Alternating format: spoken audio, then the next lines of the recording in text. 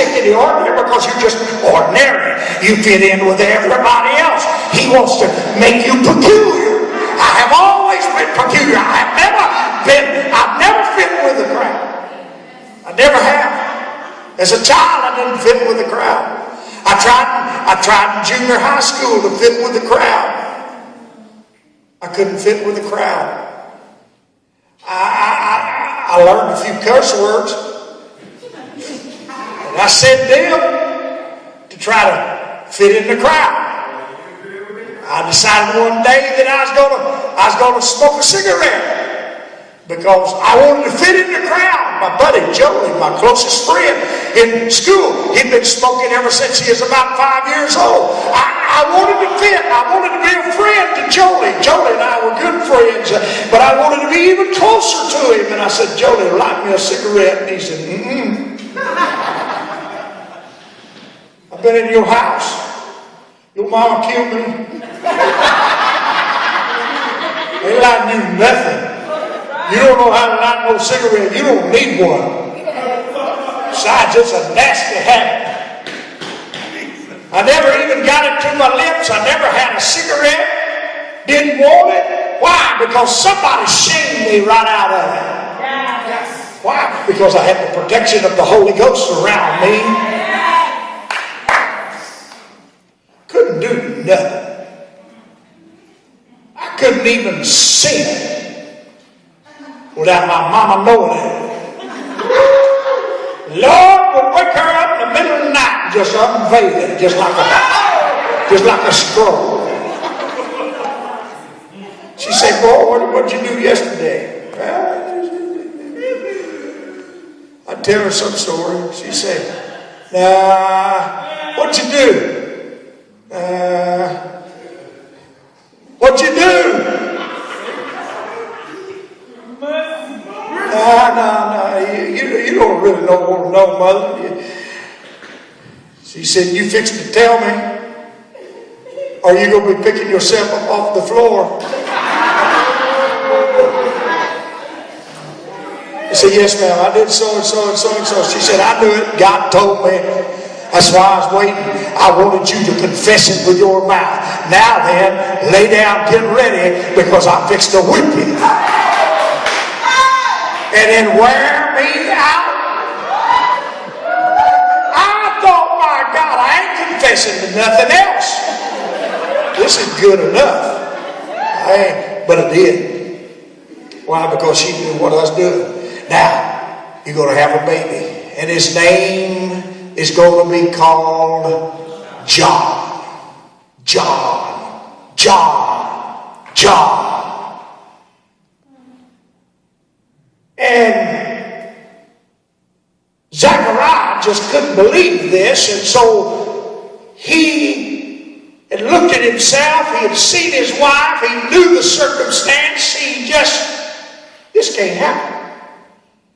Top that all off, we don't have anybody in our family named John. Our family tree don't have that name nowhere in it. Why in the world would I want to name a child John even if I had one? And God says, zipped his mouth. Just zipped him up.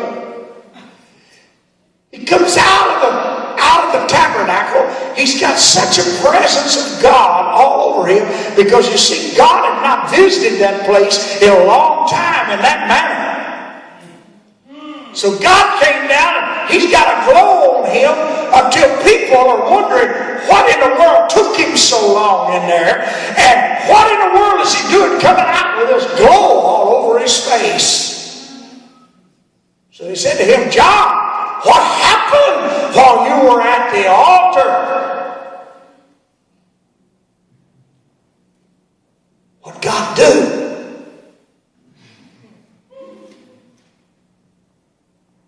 Where are you going now? He's just turning around heading for back home. Where are you headed?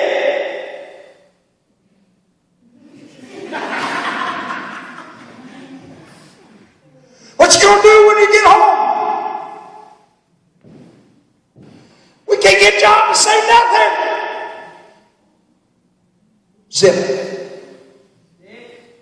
Have you ever stopped sometimes and thought that if God would just zip your mouth, you might get more miracles than you ever had in all your life? He gets home, he thinks he's really going to announce something. He's going to go in and tell the old woman. He's getting ready to tell her, hey, baby, we're going to have a baby. He can't talk. He just goes in her presence. And the Spirit of the Lord came upon them. And they conceived. And at the same time, you read the story on down in Luke. The angel of the Lord has shown up to Zechariah. Now the angel of the Lord appears to Mary. And Zechariah is speechless. Mary is not. Now God is going to speak not only to Zechariah and Elizabeth, but he's speaking to Mary. And he says to her, in verse 28, the angel of the Lord came unto Mary, a virgin.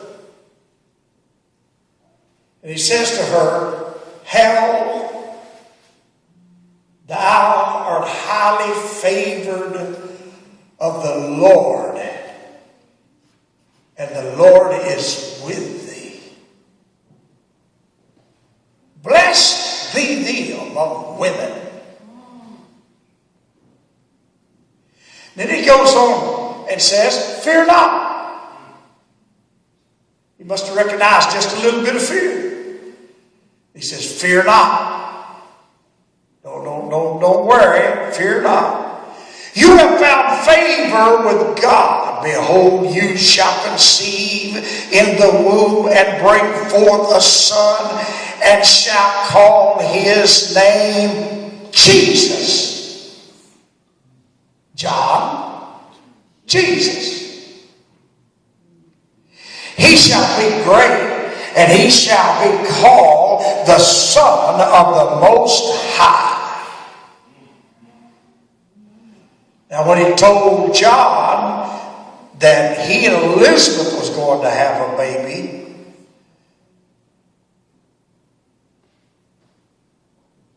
and he said to him,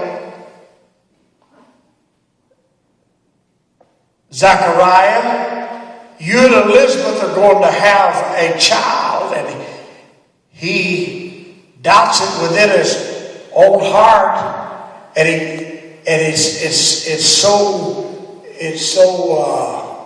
shocked him until he can't believe it.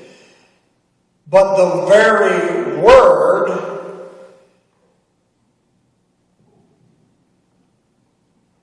of John's name, whenever he began to speak to him, and the angel of the Lord came to him and begins to tell him what is going to take place, that word means forerunner or trumpeter. Means that he is going to be the announcer of Jesus Christ. That's the reason why it fell in the sequence that it fell in.